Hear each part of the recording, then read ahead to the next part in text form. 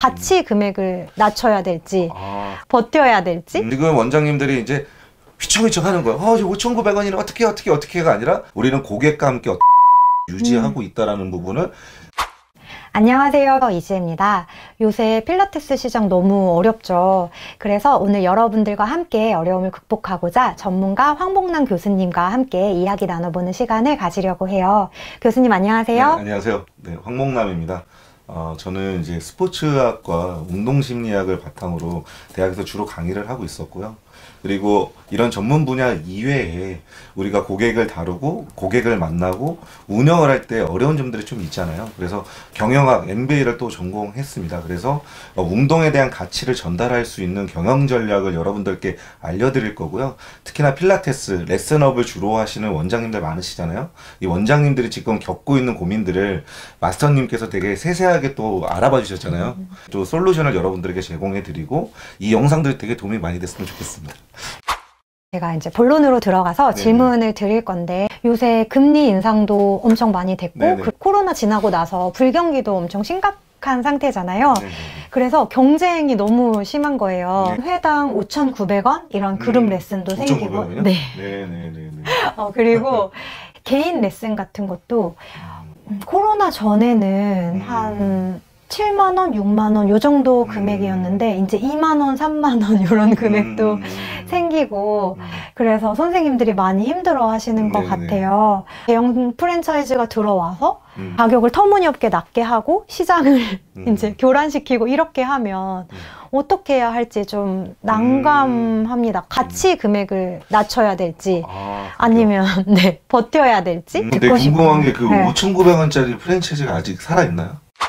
1,900원짜리 프랜차이즈가 들어오면 한 1년 정도의 회원권을 받거든요. 그 이제 주변 일대 회원권을 다 싹 받아서 운영을 하고 또 성업하는 곳도 있지만 먹튀하는 곳도 있고 자의 마음도 조금씩 멀어지고 이런 상황에서 저희가 어떻게 해야 하는지 궁금합니다. 어떻게 생각하시나요? 시장에서 어떤 소비를 하는 데 있어서 가장 중요한 부분이 가격이 있고요.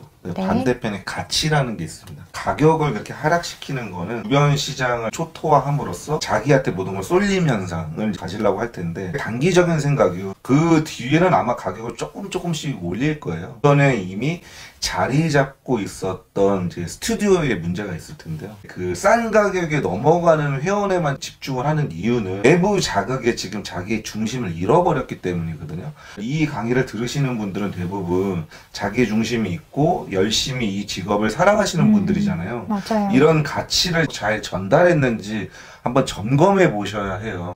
그리고 두 번째는 나의 가치를 우리 팀원들이 잘 고객들한테 전달했는지도 중요합니다. 왜냐하면 가격에 휘둘려서 많이 갔다라고 하는 고객은 어차피 이탈 고객이에요. 여기서 잡아야 될 건 뭐냐면 싼 게 비지떡이라는 말이 있잖아요. 싼 거에 흔들리지 않는 고객을 어떻게 잡을까라는 전략을 가지셔야 되는데 지금 원장님들이 이제 휘청휘청 하는 거예요. 5,900원이나 어떻게가 아니라 너 5,900원이야? 하지만 우리는 59만 원의 가치를 줄 수가 있어. 이런 사람들이 우리한테 와라고 하셔야 돼요. 그러니까 가령 예를 들면 기사 뷔페에 가시는 분들이 오마카세를 드시진 않잖아요. 네, 이런 거랑 똑같습니다. 고객들은 선택의 폭에서 중요도가 다 달라요. 특히나 필라테스는 원래 고급화 전략으로 성공한 브랜드인데 싼 브랜드로 간다라고 했을 때 이분들이 그 필라테스의 정서라든지 이런 것들을 계속 소비할까요? 소비하지 않을 확률이 높고요. 그러면 여러분들이 하실 수 있는 전략들에 대해서 설명을 해드릴게요. 가격은 우선 유지하시고 가치성에 대해서 계속 전달하셔야 됩니다. 근데 이 가치성이 뭐냐? 제가 해부학을 많이 알아요. 생리학을 많이 알아요. 이런 게 가치성이 아니라 우리는 고객과 함께 어떤 커뮤니티를 유지하고 있다는 부분을 계속 얘기를 하셔야 돼요. 예를 들면 한 달에 한 번씩 산행을 한번 가본다고 할게요. 자연은 유료인가요? 무료인가요? 무료죠. 네, 무료지만 같이 뭐 둘레길을 한 바퀴 돌 때 시간을 내고 운동을 하기 전에 스트레칭을 같이 하고 다 같이 사진을 찍고 고객님의 친구들도 오세요라고 한번 해봤다고 봅시다. 그러면 작은 운동회가 하나 형성된 거잖아요. 그러면 우리만의 공동체 연대감이 생기는 거고 그 연대감은 우리라고 하는 부분을 계속 강화시키고 있는 거고요. 우리라고 하는 가치가 굉장히 커진 상황들을 지속적으로 만드는 일을 하셔야 돼요. 만약에 안 하셨다면 가치에 대해서 이때까지 집중하지 않으신 거죠. 또 다른 일들도 있을 수가 있죠. 가격을 하락을 안 하는 대신에 연인데이 혹은 가족데이라고 해서 주말에 무료 강좌를 한번 열어보는 거예요. 회비가 부담스러웠던 고객들이 한번 경험하고 나시면 전문성이 있는 걸 알아봐 주실 거 아니에요. 그리고 그런 정성이나 사랑스러운 마음이 전파될 거 아니에요. 자, 사랑과 이런 부분들은 가격을 매길 수 있나요, 없나요? 없죠. 불가능해요. 네, 그 불가능한 부분들을 하는 게 원래 운동 지도자거든요. 우리가 왜 열심히 공부하고 트레이닝하고 50분 동안 계속 말씀하시는 게 뭐죠?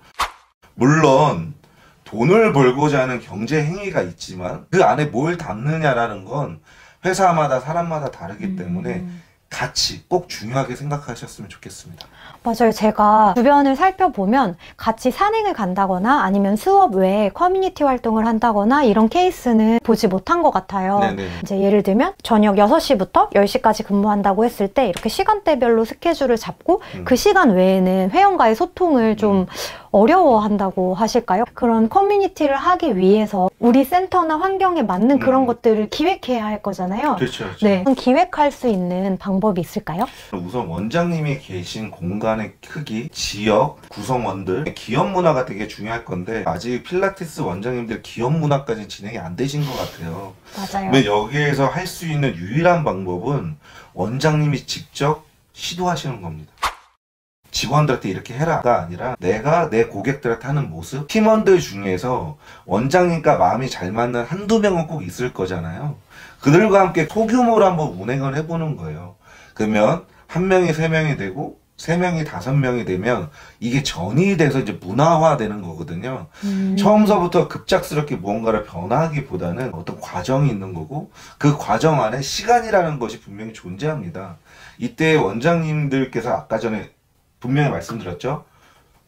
흔들거리시면 안 되고 3개월이면 3개월 목표를 두시고 요번 달에는 3명, 다음 달엔 6명 이렇게 점진적인 증가를 가져가시는 게 되게 중요할 겁니다. 한 명이 3명 되고 3명이 5명이 된다고 하셨는데 스튜디오에 100명의 회원이 있다고 가정을 했을 때 100명 모두의 커뮤니티는 좀 어렵잖아요. 보통 그런 문화가 형성되려면 몇 명 정도를 목표를 잡고 커뮤니티 활동을 이끌어 나가면 될까요? 여러분들 잘 알다시피 1대2 법칙은 언제나 존재하게 되어 있고요. 20%의 고객만이 참여를 하실 겁니다. 사실 현대에는 9대1 법칙으로 많이 바뀌고 있거든요. 그러면 100명이라고 해도 10명에서 20명 내외이기 때문에 충분히 컨트롤이 가능하고요. 그리고 매번 오시지도 않을 겁니다. 네. 한두 명이라도 계속해서 하는 거가 커뮤니티라는 게 뭔가요? 우리의 대화가 지금 우리처럼 끊이지 않는 게 중요한 거예요. 네. 그러니까 빨리 뭔가 도달해야지라는 질문보다는 내가 얼마나 지속 가능하게 오래 할 건가를 한번 고민해 보세요. 그게 훨씬 더 전략을 짤 때 중요할 것 같고요. 만약 오프라인으로 저희가 만나게 되면 크기, 조직원의 구성, 문화적인 척도들을 보고 제가 개별적으로 한번 더 말씀드리도록 하겠습니다. 하나만 더 질문을 드리면 네네. 필라테스 선생님들은 회원과 밖에서 밥을 먹는다거나 네네. 아니면 사담을 나눈다거나 이런 것들에 대해서 조금 불편해 하시는 경향이 있어요. 있죠. 네, 개인적인 영역과 공적인 영역에 대해서 어느 정도의 선을 가지고 가면 좋을까요? 되게 좋은 질문인데요. 네. 개인적인 거는 뭐냐면 사적으로 고객을 만나는 일이고 커뮤니티 산행이라든지 뭐 이런 부분들은 공적으로 이미 원장님께서 기획하셔야 되는 거예요. 사적인 부분을 막는 거는 무슨 이유인지는 잘 알고 있습니다. 고객에 대한 이탈, 그 다음에 선생님에 대한 어떤 사적인 이야기들이 우리의 센터를 오염시킬 수 있는 어려움이 있기 때문에 관리 측면에서는 그렇게 두셨을 거예요. 근데 여기서 중요한 점은 뭐냐면 공적인 부분은 원장님이 기획을 하고 센터 안에 게시판이라든지 알림판이 있잖아요. 그런데 공적으로 계속 올리면 이건 공적인 일이 되는 겁니다. 그러면 어떻게 되냐면 사적으로 A라는 강사, B라는 강사, C라는 강사가 고객을 2명씩 데려갔다고 치면 6명이잖아요. 원장님을 D라고 할게요. 그러면 이 A, B, C, D가 하나로 뭉쳐지는 효과를 가지고 있어요. 좀 더 공유할 수 있는 것들이 많아지죠. 자연스러움이라든지 연대감을 이제 중심으로 센터가 바뀌는 거예요. 코로나 이후에 달라진 점이 참여하고 싶은 욕구가 많이 생겼기 때문에 시대에 따라서 약간의 전략은 바꿀 필요가 있다고 생각이 듭니다. 네, 감사합니다.